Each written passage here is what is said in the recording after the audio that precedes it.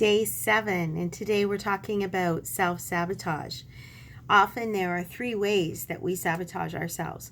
One of them is that something else is always more important. So when we try to be there for ourselves, we get too busy and we push ourselves to the bottom of the priority list. And we can say, well, I never get any me time, and everything else takes precedence. You feel like if you're going to go to the gym or you want to do your exercise, well, you need to work a little bit later first, or you need to make dinner first, or clean your house, or clean your office, or, oh, well, I'm tired, I'll go another day, or I'll do it after dinner. And so what happens is you just keep pushing yourself down to the bottom of the priority list.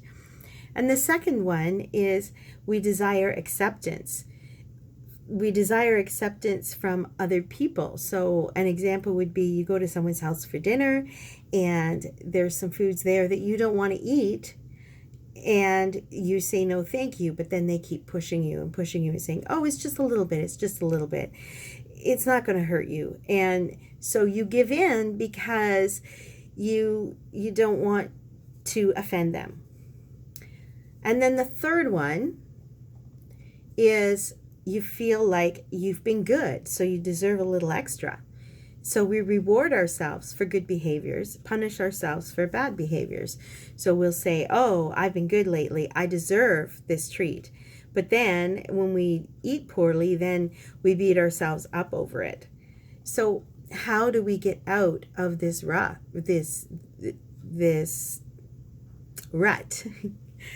Let's look back at the beginning when we talked about our motivating factor, when we talked about our goals. So sit down with your journal today, look back at your goals, and kind of review what they are and if they're still important for you. And then I want you to make a pros and cons list. So the pros side, all the good reasons for getting what you want, for getting to that goal. And then on the other side, I want you to write down all of the bad reasons to getting what we want.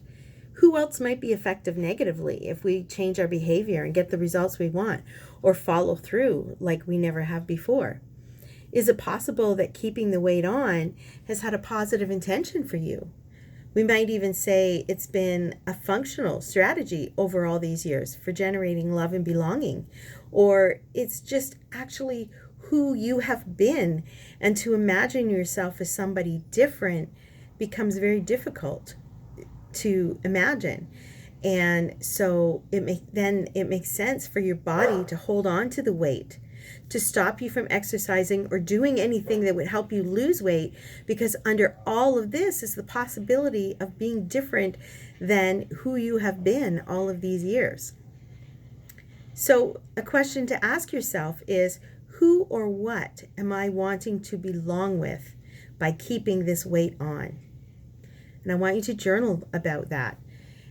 The old ways of binging or skipping the exercise, negative self-talk, eating foods that don't taste good or that don't give us energy may have worked in the past, but that way of being is no longer necessary.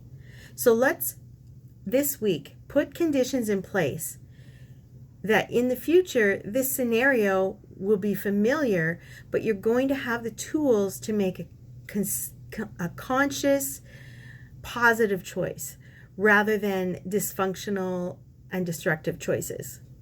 Picture yourself in the coming weeks where the same situation occurs, and then ask yourself what needs to be in place so you're set up for inevitable success. So it's really doing a mental rehearsal and imagining these situations that come up, and then giving yourself a positive way to get out of these situations. And if you follow through, what will having that do for you?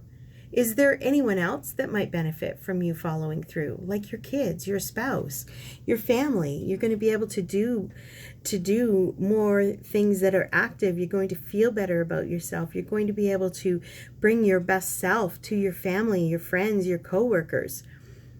So that's what I want you to do this week. I want you to really think hard and, again, ask yourself, who or what am I wanting to belong with or belong to by keeping this weight on?